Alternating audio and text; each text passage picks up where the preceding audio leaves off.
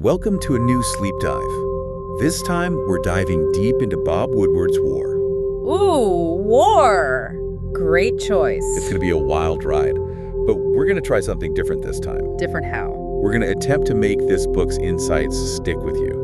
Literally. Like with glue. Well, not exactly literally. Okay, good. Almost. How are we going to do that? We're combining the power of delta brainwave learning with memory palaces. Wait, hold on.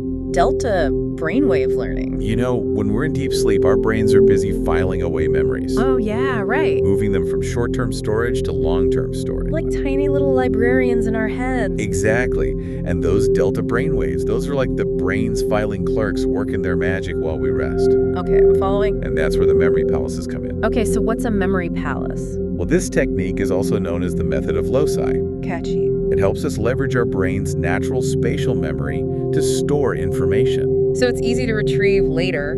Okay, and how do we build one of these memory palaces? Think of it like this, your way around your own home, blindfolded, right? Sure. That's because your brain has created a mental map of that space. Okay, I'm with you. We're going to do the same thing, but instead of your home, we're building a memory palace based on London. London. Why London? London's packed with iconic landmarks. Big Ben, Buckingham Palace, the whole shebang. Exactly. Easy to visualize even if you've never been there. So we're going on a virtual tour of London to build our memory palace. That's the plan. Are you ready to get started? Lead the way. All right, let's begin by creating a relaxed, focused state. Deep breaths, everyone. Find a comfortable position. Close your eyes and just take a few deep breaths. Let all that tension melt away. Like a warm bath for your mind. Now imagine a gentle wave of relaxation washing over you. From the top of your head to the tips of your toes. You could feel your body becoming heavy and your mind becoming light. Lighter than air. Perfect. Yeah. Now picture yourself standing at the Tower of London. Ooh, the Tower of London. What a great starting point. It's our loci number 1. Loci. It's just a fancy word for location. Ah, okay. Take a moment to imprint it in your mind. Notice the details. The stone walls, the drawbridge, the guards in their beefeater uniform. Those funny hats. Yeah, those funny hats. Okay, got it. Tower of London, loci number 1. Excellent. Now imagine we're walking across Tower Bridge. You know the one that opens up to let ships pass through? That's the one. Feel the gentle sway of the bridge beneath your feet. Hear the rumble of traffic and the distant sound of boat horns. This is loci number 2. Okay, Tower Bridge, loci number 2. What should I be noticing here? Pay attention to the details. Notice the intricate steelwork of the bridge, the panoramic views of the city, the tourists snapping photos. Lots of selfie sticks, I bet. Probably. Got it. Tower Bridge packed with tourists. loci number 2. Good. Now let's continue our journey along the Thames Path. Ooh, the Thames Path sounds lovely. We'll pass by the HMS Belfast. What? The HMS Belfast, it's a World War II cruiser permanently docked on the river. Wow, a real warship. Picture its massive guns, and imagine the stories those decks could tell. That's loci number 3, right? That's right. Loci number 3, HMS Belfast, with its big guns and its fascinating history. Okay, I'm storing that away in my memory palace. Excellent. As we continue our walk, we'll approach City Hall. City Hall? What's so special about City Hall? It's got a unique shape. What kind of shape? Some say it looks like a giant glass egg, others say a Darth Vader helmet. Okay, I definitely need to see this. Whatever it looks like, it's memorable, and that's what matters, right? Exactly. City Hall, loci number 4. City Hall, loci number 4. Got it. Now imagine crossing the Millennium Bridge. Is this the wobbly one? It did have a bit of a wobble when it first opened. Uh-oh. But don't worry, it's been fixed. Phew. Feel the slight bounce of the bridge with each step. This is loci number 5. Okay, Millennium Bridge, slight bounce, loci number 5, and what am I looking at? From the Millennium Bridge, you get stunning views of St. Paul's Cathedral. Ooh, St. Paul's Cathedral, that's a flat. All right, we've made it across the bridge. Now we're in the shadow of St. Paul's Cathedral. Wow, it's even grander up close. Take a moment to appreciate its grandeur, the soaring dome, the intricate carvings, the sense of history. It's loci number 6, right? Yes, St. Paul's Cathedral. Loci number 6, a masterpiece of architecture and a symbol of London's enduring spirit. Okay, I'm taking a mental snapshot. Now we'll continue our walk along the Thames Path. More walking. My virtual feet are getting tired. We're almost there, I promise. Okay, good. We're approaching Borough Market. Borough Market. Ooh, I've heard about this place. It's a foodie haven. I love food. Imagine the sights, sounds, and smells of Borough Market. fresh produce, artisan cheeses, street food from all over the world. That's Borough Market for you, Losay number 7. Borough Market, a feast for the senses, Losay number 7, check. Excellent. As we continue along the Thames path, we'll approach Shakespeare's Globe. Shakespeare's Globe, isn't that a reconstruction? Yes, a reconstructed Elizabethan theater. Picture the circular shape of the theater, the open-air stage, the actors in their period costumes. Imagine the groundlings standing in the yard, eager for the play to begin. This is Losay number 8. Shakespeare's Globe, Losay number 8, filled with the ghosts of Elizabethan actors and the magic of theater. Beautifully put. Okay, what's next? Now imagine crossing the Millennium Bridge, once again returning to the north bank of the Thames. Back over the wobbly bridge? It doesn't wobble anymore. Right. Safe and sound. This time as we approach the Tate Modern. Tate Modern? What's that all about?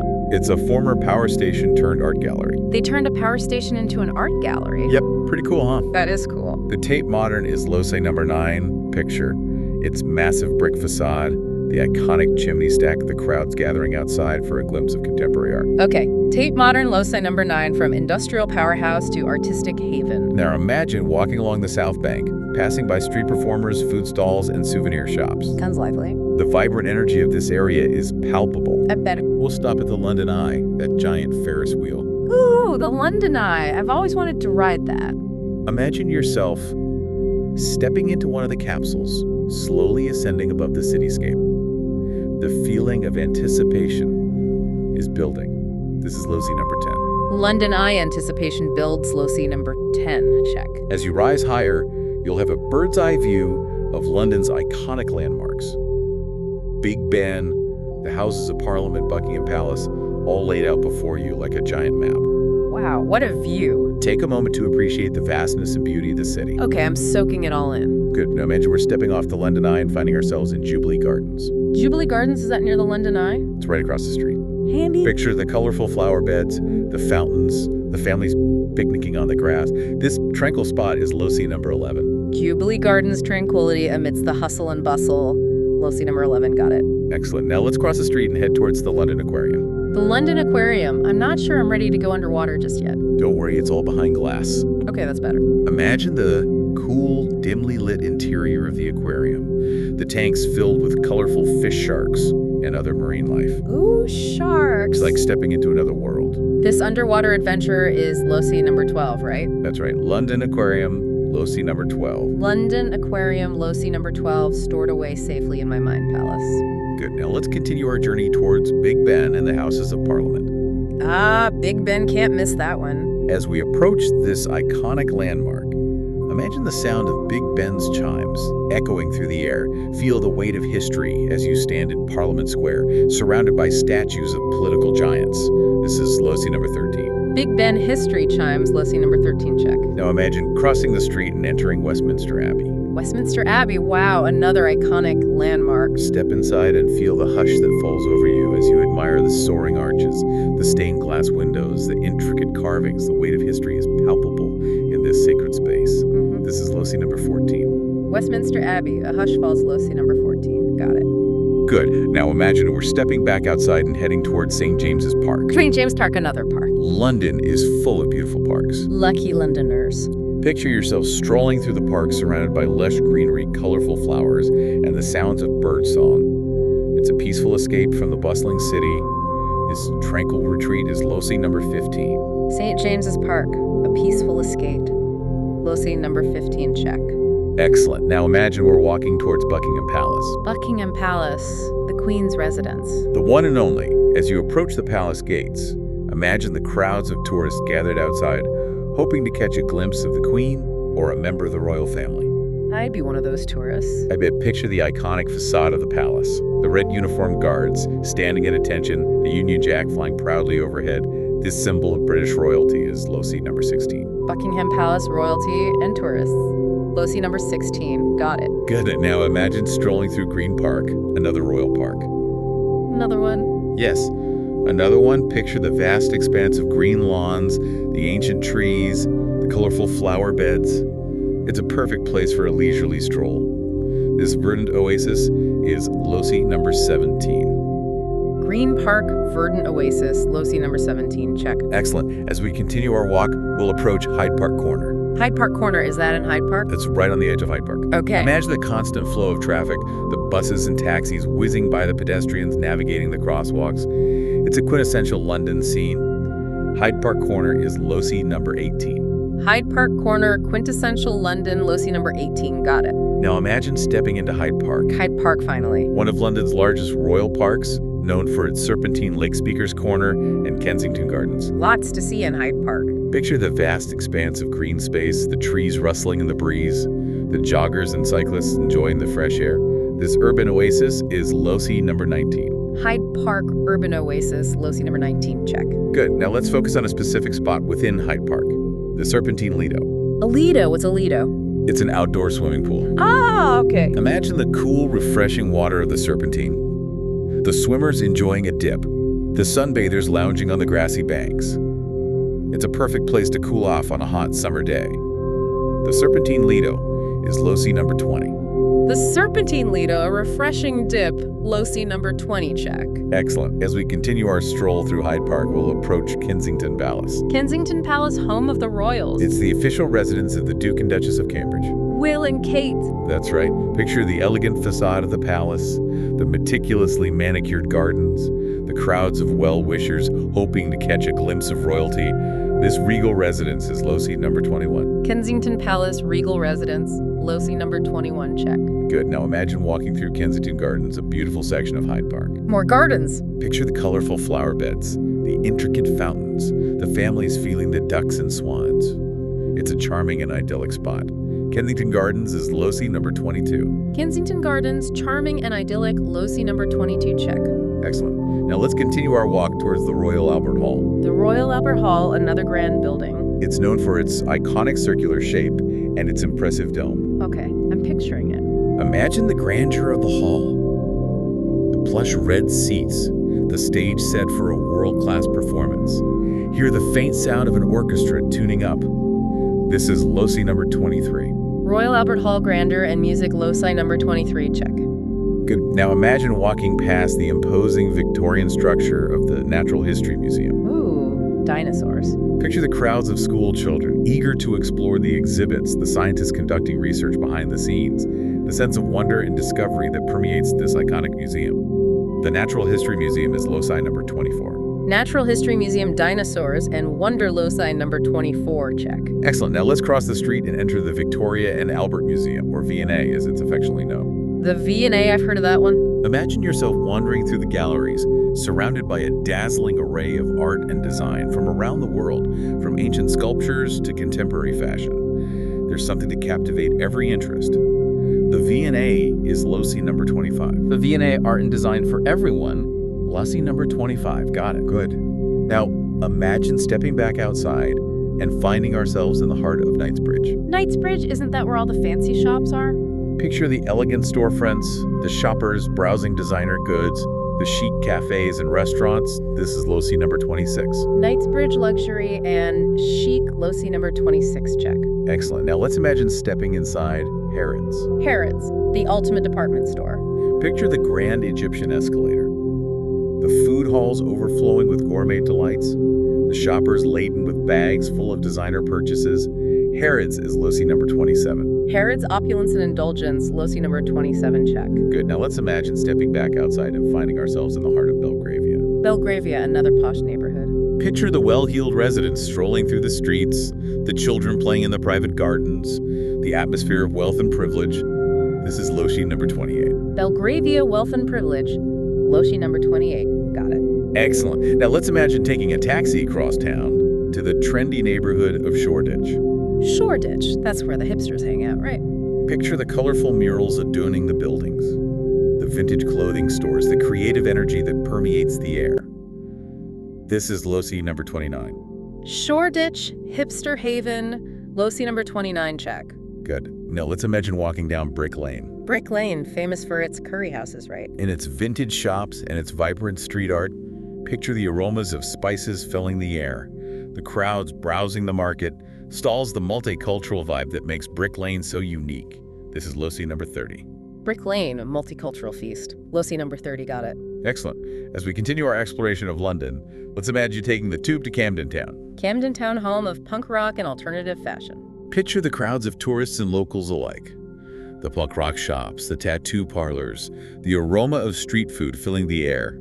This is low-C number 31. Camden Town, punk rock and street food, low-C number 31, check. Now imagine strolling through Camden Market.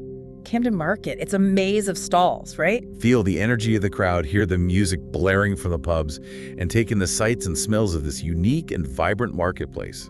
This is low-C number 32. Camden Market, a sensory overload, low-C number 32, check. Good. Now let's imagine taking a walk along Regent's Canal. A canal walk sounds peaceful. Picture the narrow boats moored along the banks, the colorful houseboats, the cyclists and joggers enjoying the towpath.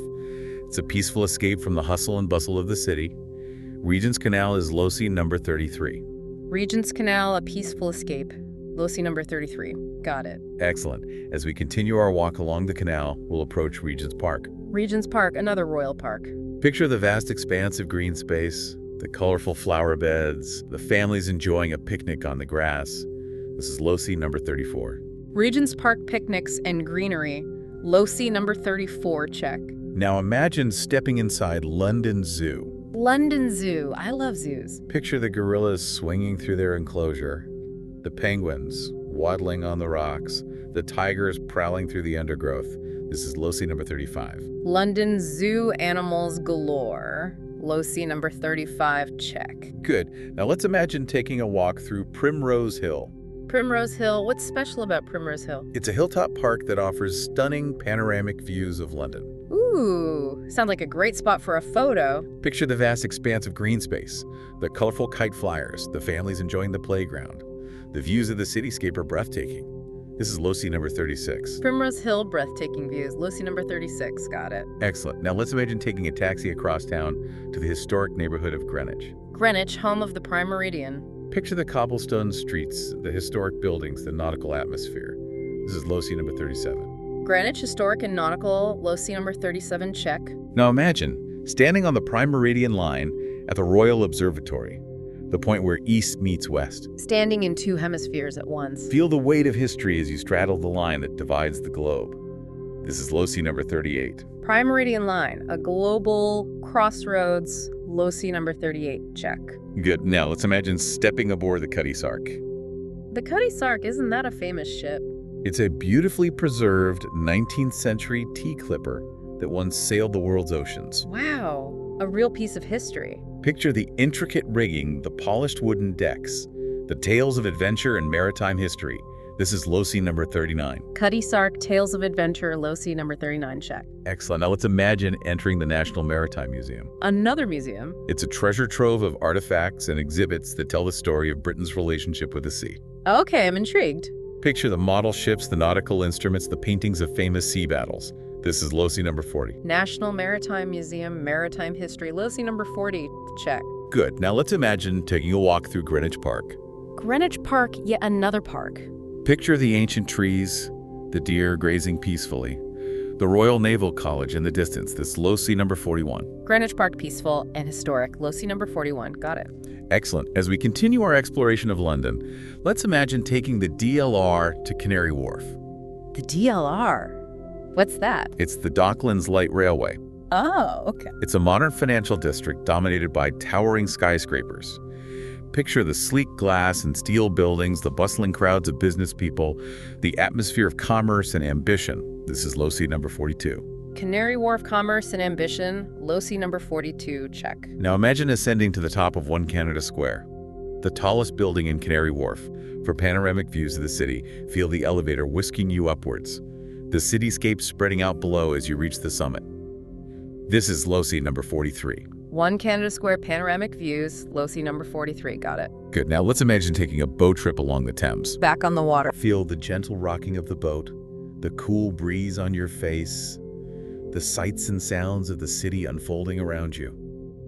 This is low-C number 44. A Thames boat trip, low-C number 44, check. Excellent. As we approach the Tower of London, once again signaling the end of our London adventure.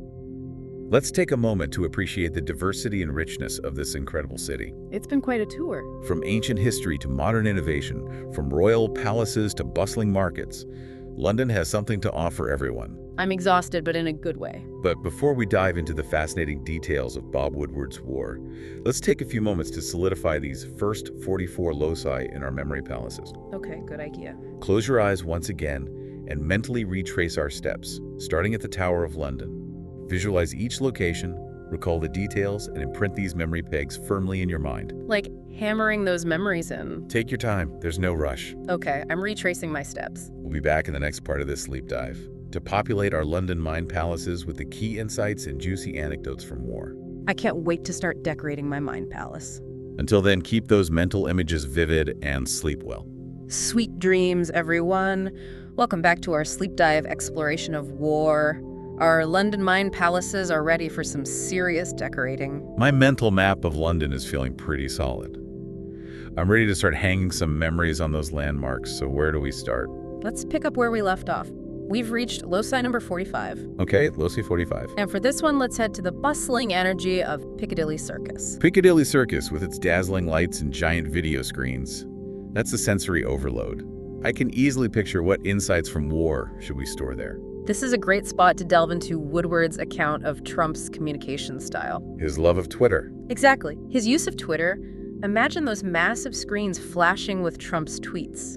The bold pronouncements, the impulsive attacks. The often baffling pronouncements. It's like a scene from a movie. I can practically see it now. Tourists snapping photos of the spectacle while Londoners shake their heads in bewildered amusement. It's a perfect visual representation of how Trump's tweets captivated the world, for better or for worse. Precisely, the energy of Piccadilly Circus mirrors the frenetic pace of Trump's online persona. Okay, I've got a vivid image of Piccadilly Circus buzzing with Trump tweets. Now for loci 46, let's step into the hushed reverence of Westminster Abbey. Westminster Abbey, a place steeped in history and tradition. It's hard to imagine a more stark contrast to the bombast of Trump's Twitter feed. And that contrast is exactly why it's the perfect location to explore a surprising aspect of war. What's that? Trump's interactions with Queen Elizabeth II. Imagine the Queen embodying centuries of tradition meeting with Trump amidst the grandeur of the Abbey. It's like a scene from a movie. I'm picturing the Queen calm and collected, while Trump seems almost out of his element, a bit like a bull in a china shop. Woodward captures that awkwardness perfectly. He described how Trump, known for breaking protocol, struggled to navigate the formalities of royal etiquette. Did he, bow to her or something? Worse, picture him, for instance, walking ahead of the Queen, a major faux pas. Oh no, that's a big no-no in royal circles. That detail is going straight into my Westminster Abbey memory bank. Okay, Westminster Abbey, Queen, and Trump awkward encounters. Check. What's next? Let's venture into the heart of London's legal district. Imagine yourself standing before the imposing facade of the Royal Courts of Justice. Ah, the Royal Courts of Justice. A fitting backdrop for the legal battles that swirled around the Trump administration. This is where we'll delve into Woodward's account of the Mueller investigation. Imagine those grand courtrooms filled with lawyers, judges, and the weight of evidence being presented. I'm picturing stacks of legal documents piled high, lawyers pacing back and forth, and a sense of tension hanging in the air. And somewhere in that scene, we see a glimpse of Robert Mueller, the special counsel, meticulously sifting through the evidence. Okay, got it. Royal Courts of Justice Mueller investigation. Lots of tension. Excellent. Woodward's book gives us an inside look at the meticulousness of Mueller's investigation and the pressure cooker atmosphere surrounding it. Okay, I've got a vivid image of the Royal Courts of Justice tucked away in my mind palace. What's next? Let's shift gears and embrace the vibrant energy of Notting Hill. Notting Hill, a melting pot of cultures and a feast for the senses. Picture yourself strolling down Portobello Road, surrounded by colorful houses, antique shops, and the lively atmosphere of the Notting Hill Carnival. It's a world away from the seriousness of the Royal Courts of Justice. And that's why it's the perfect spot to explore a different aspect of war. Which is? Trump's worldview, particularly his America First agenda. Imagine a world map superimposed over Notting Hill, with the United States brightly colored and all the other countries faded out. That's a powerful image. It captures Trump's inward-looking perspective and his belief that America's interests should always come first. Precisely, Woodward's book delves into the ramifications of this worldview, exploring its impact on foreign policy and global relationships. Okay, Notting Hill, Trump's America First agenda, and its global impact. Got it. Let's take a trip back in time and immerse ourselves in the grandeur of Hampton Court Palace. Hampton Court Palace, a Tudor masterpiece with a rich and often scandalous history. I'm picturing those magnificent gardens, the opulent staterooms, and the ghosts of kings and queens. Past what insights from war should we store in this grand setting? This is a fitting location to explore Woodward's account of Trump's fascination with strongmen and authoritarian leaders. Okay, this should be interesting. Imagine a portrait of Henry VIII, notorious for his absolute power, hanging in the palace, and right next to it, a photo of Trump gazing at the portrait with a hint of admiration. That's a bit chilling, but it makes perfect sense. Woodward's book reveals how Trump often praised authoritarian leaders, expressing envy for their ability to wield power without constraint. Exactly. The historical context of Hampton Court Palace reinforces that theme, reminding us that the allure of absolute power is a timeless and often dangerous temptation. Okay, Hampton Court Palace, Trump's admiration for strong men, and the dangers of absolute power check. Let's head to a place that embodies the spirit of British resilience. Where are we going? The Churchill War Rooms, the underground bunker where Winston Churchill and his government directed the war effort during World War II. The Churchill War Rooms, a symbol of courage and determination in the face of adversity. I can almost feel the weight of history as I imagine myself stepping into that dimly lit bunker. And that's precisely why it's the perfect location to explore Woodward's account of Trump's response to the COVID-19 pandemic. Oh, this should be interesting. Imagine a map of the United States dotted with red pins representing the spread of the virus hanging on the wall of the war rooms. And in contrast to Churchill's wartime leadership, we see Trump downplaying the severity of the virus, spreading misinformation, and struggling to mount a cohesive response. Woodward's book paints a stark picture of the chaos and dysfunction within the Trump administration as the pandemic raged. Okay, Churchill War Rooms, Trump's pandemic response, chaos and dysfunction. Got it. Let's return to the bustling streets of London and find ourselves amidst the creative energy of Covent Garden. Covent Garden, with its street performers, market stalls, and historic architecture. It's a place where art and commerce collide. What insights from war should we store there? This is a great location to delve into Woodward's account of Trump's relationship with the media. Imagine a swarm of reporters and photographers surrounding Trump, their microphones and cameras vying for his attention. I can practically hear the cacophony of questions, the shouts of "Mr. President," and Trump's voice booming as he either deflects or attacks, depending on his mood. Woodward's book reveals the adversarial dynamic between Trump and the press, a relationship marked by distrust, hostility, and a constant battle for narrative control. Okay, Covent Garden, Trump and the media, a battle for narrative control check.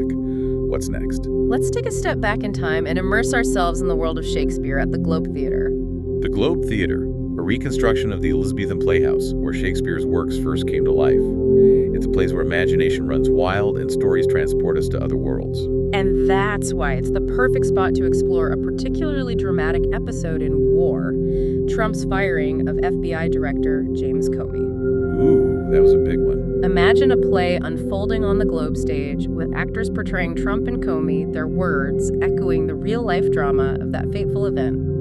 I can picture the tension building as the scene unfolds, culminating in Trump's abrupt dismissal of Comey, a decision that sent shockwaves through Washington and beyond. Woodward's book provides a detailed account of the events leading up to Comey's firing, revealing the political calculations and personal grudges that fueled this pivotal moment in Trump's presidency. Globe Theatre, Trump fires, Comey drama, and shockwaves. Got it. What's next? Let's head to a place that embodies the grandeur of British history and the complexities of global power dynamics, the Houses of Parliament. The Houses of Parliament, with its iconic clock tower and its role as the seat of British democracy. It's a fitting backdrop for exploring the weighty themes of war. What insight should we store there? This is the ideal location to delve into Woodward's account of Trump's foreign policy, particularly his relationships with world leaders. Imagine a meeting taking place in one of the grand chambers, with Trump at the head of the table, surrounded by foreign dignitaries.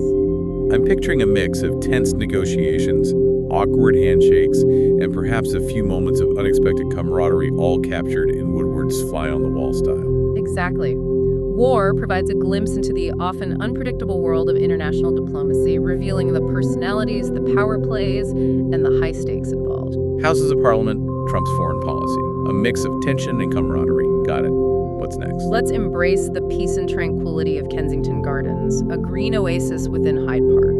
Kensington Gardens, a place for leisurely strolls, picnics, and escaping the hustle and bustle of the city, is the perfect antidote to the high-pressure world of international diplomacy.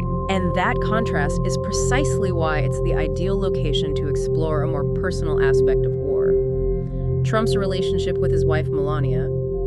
Imagine a scene where the Trumps are strolling through the gardens, surrounded by blooming flowers and the chirping of birds, but their body language reveals a sense of distance and strain. I can picture Melania walking slightly ahead of Trump.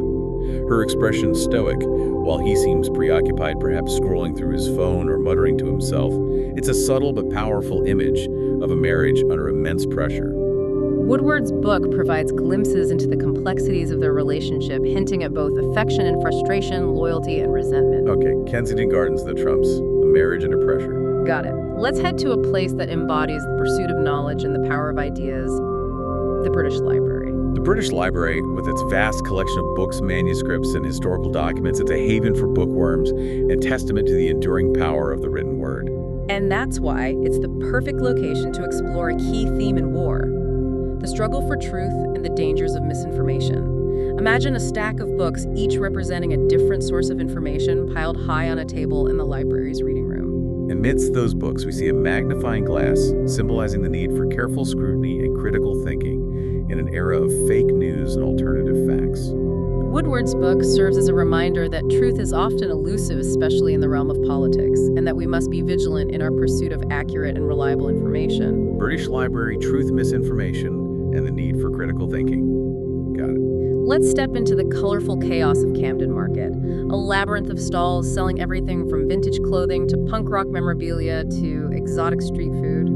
Camden Market, a sensory overload of sights, sounds, and smells. It's a place where individuality reigns supreme and the unconventional is celebrated. And that's precisely why it's the perfect location to explore a recurring theme in war: Trump's tendency to appeal to base instincts and to exploit divisions within American society. Imagine a crowd gathered around a street performer in Camden Market, their faces a mix of curiosity and amusement. And as the performer juggles or sings or performs magic tricks, we see images of Trump's rallies flashing on the surrounding walls, his words stirring up emotions both positive and negative. Woodward's book reveals how Trump often played on people's fears and prejudices, using divisive rhetoric to solidify his base and silence his critics.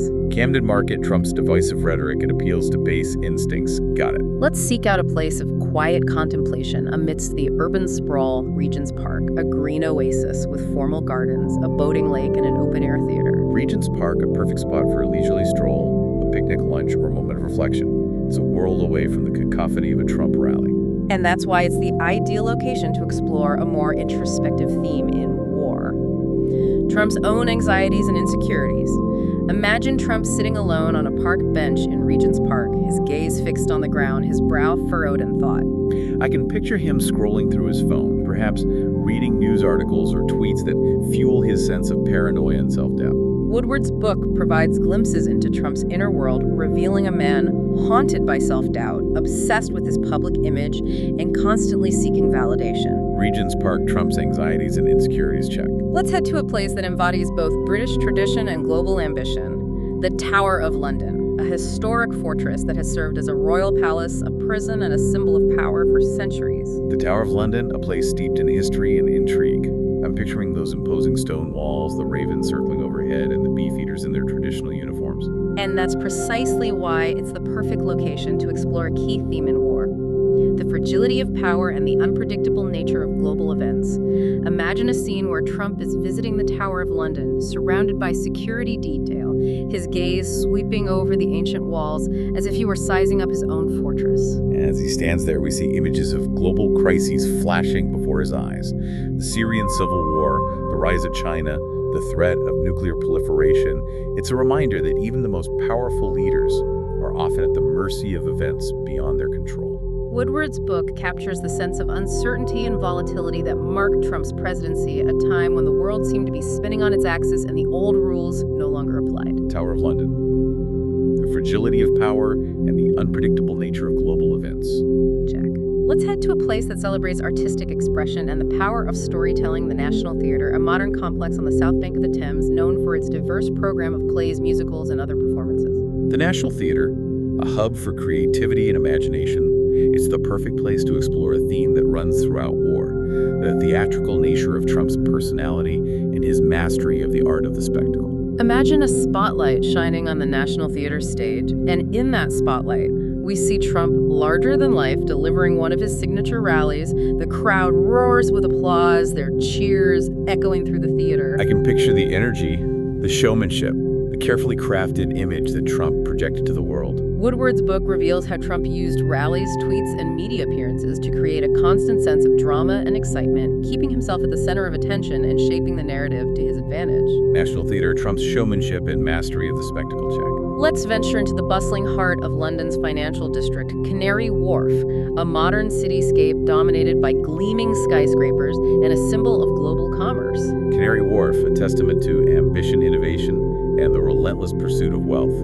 It's a world where money talks and power is measured in billions. And that's why it's the perfect location to explore a key aspect of war.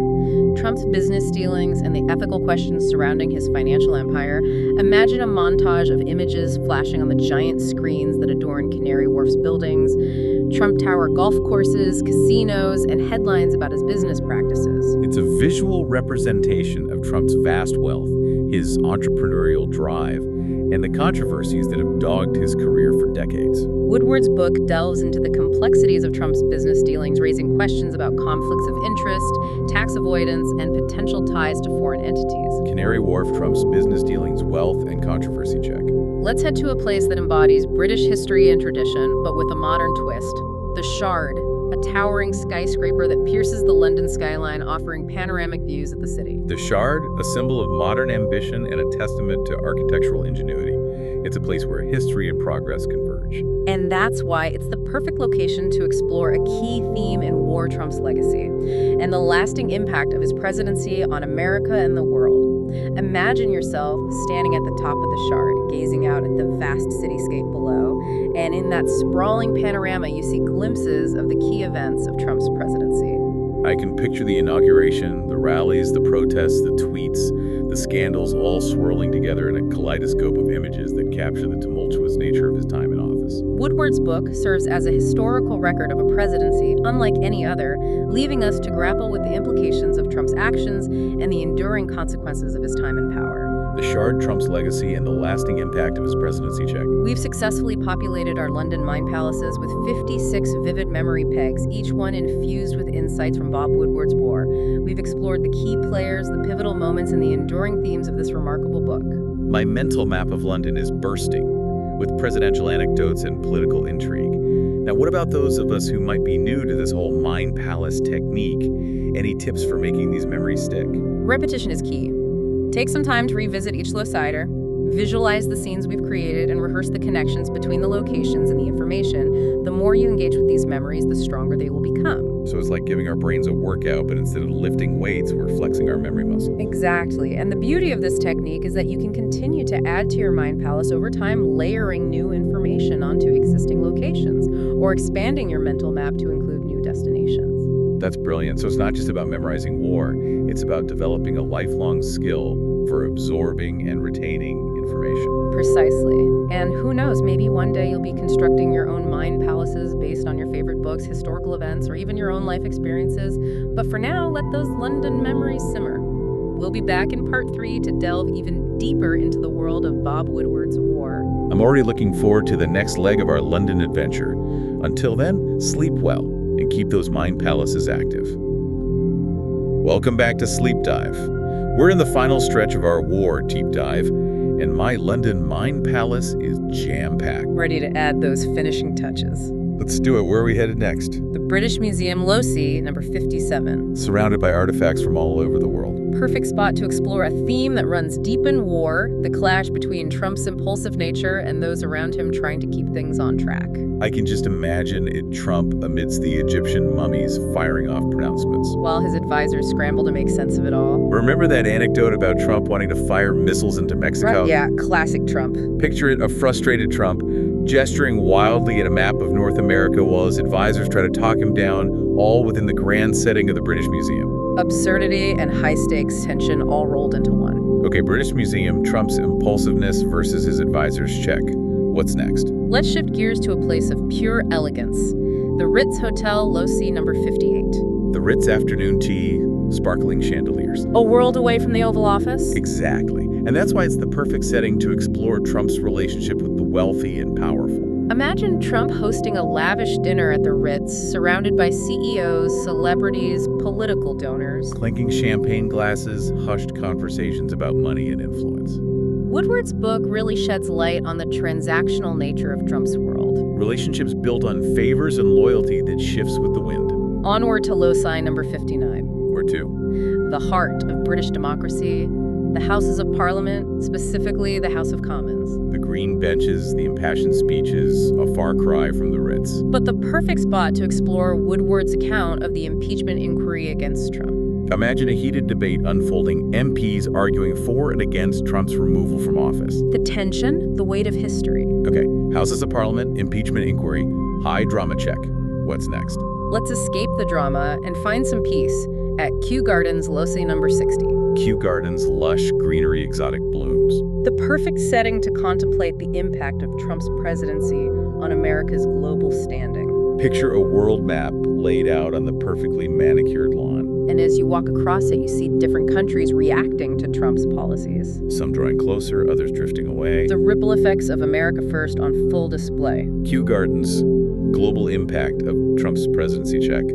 Lead the way to the next loci. Canary Wharf, loci number 61. Those towering skyscrapers, a symbol of innovation and progress. A stark contrast to the tranquility of Kew Gardens. Imagine a holographic projection of Trump superimposed over the Canary Wharf skyline, flickering and distorting. Struggling to keep up with the pace of change. Woodward's book really highlights the tension between Trump's old-school approach and the rapidly changing world. Canary Wharf, old versus new, a world in flux. Got it. For loci number 62, let's step into the National Gallery. Surrounded by masterpieces of art. A perfect place to explore Trump's relationship with beauty, truth, and imagery. Imagine a portrait of Trump hanging there.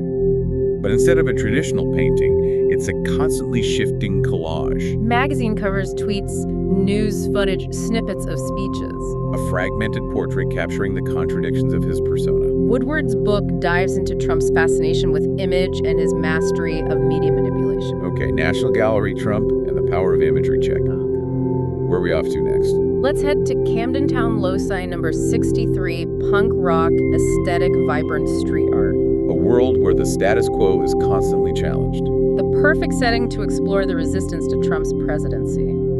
Picture a street artist creating a mural of people protesting, faces full of defiance. And above their heads, a banner that reads, "Resist." A powerful symbol of the opposition Trump faced. Camden Town, the spirit of resistance, got it. Where to next? Back to the Tower of London, loci number 64. Back to where it all began. This time we'll stand at Traitor's Gate, where prisoners accused of treason were brought into the tower. Imagine a procession of figures from Trump's inner circle walking through Traitor's Gate. Michael Flynn, Paul Manafort, Roger Stone. All facing legal scrutiny. A reminder of the scandals that plagued Trump's presidency. Woodward's book chronicles these challenges, the legal battles, the ethical dilemmas. Power without accountability, a dangerous thing. Let's find some peace at St. James's Park, logi number 65. Peaceful lake-resident pelicans, views of Buckingham Palace, a world away from the tower. This is where we'll explore Trump's relationship with his family, specifically Ivanka and Jared. Imagine the Trumps strolling through the park, enjoying family time, but their body language hinting at underlying tensions. The complexities of family and political ambition. St. James's Park, family ties, and political maneuvering check.